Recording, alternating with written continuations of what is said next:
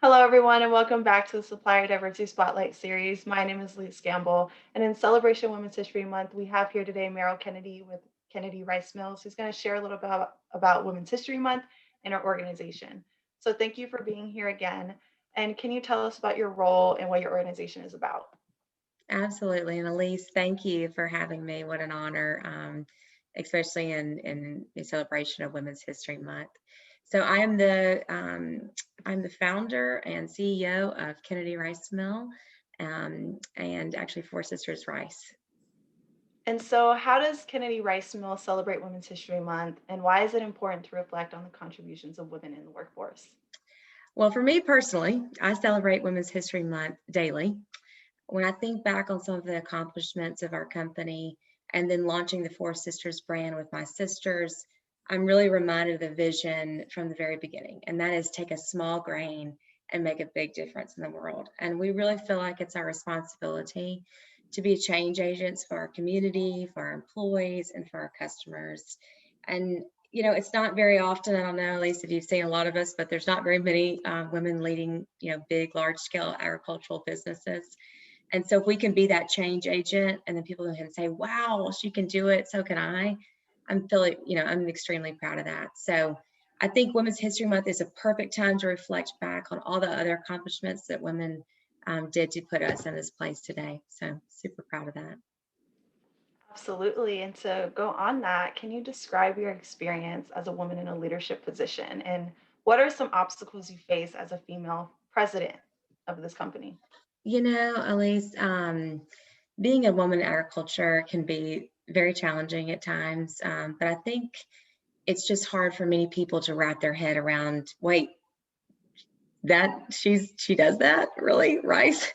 And so really in our community, I haven't had as many biases, or maybe I overcame those a little bit earlier, but people are very supportive of us and know us and those kind of things. That when I get out there in the world, the big bad world, I have had in several cases instances where people, just have biases, right? They just think to themselves, oh, that's not possible. She's making that up. So it's been a big learning lesson to me personally too, and to not judge a person by their cover, right? Mhm. And so I think that we can all learn by that, because I think inherently, whether we like to believe it or not, occasionally we have biases about people just by how they look, what they dress, maybe what their religion is even.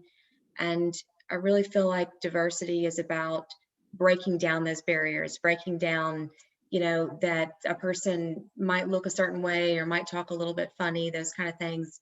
But that doesn't mean they're not who they say they are. So I think that this is all about, opening that up for others. And so, can you share a time where a female figure or ally has helped you get to where you are today? Well, I mean, I think I would be remiss to not mention Crystal Royal there at HEB. I mean, I literally would not be here today without her. So I am really appreciative of that. What an honor. I also want to thank my mom.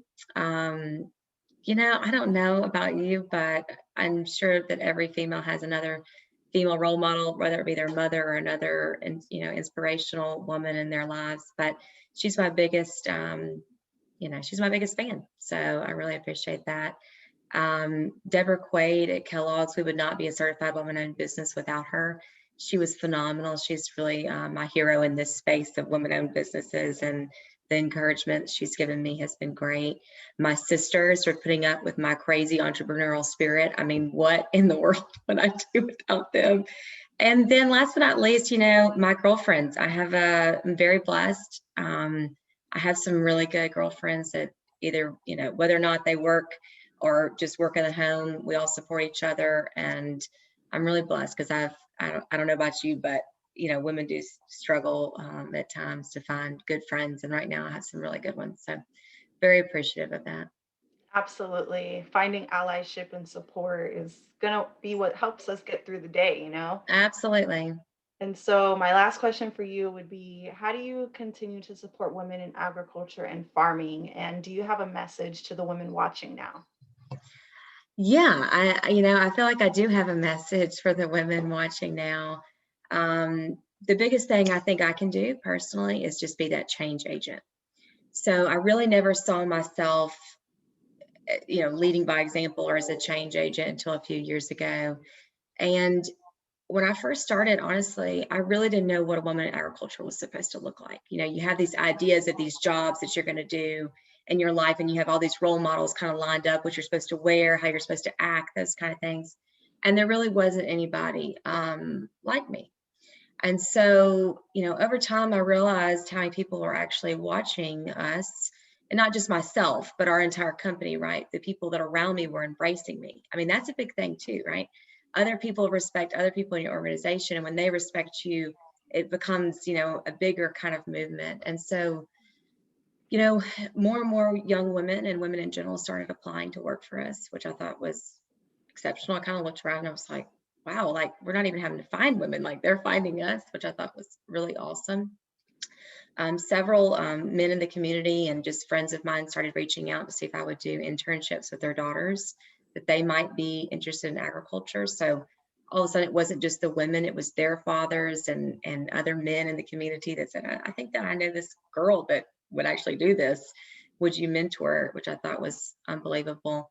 But probably the biggest, what I realized people were really watching, is when I had a colleague that told me that there was several companies that had come to him recently and said, we're sending women, and these were like large chemical seed, suppliers of ours, vendors in the community, but large companies that were sending women into our community because they knew that they would be respected and accepted.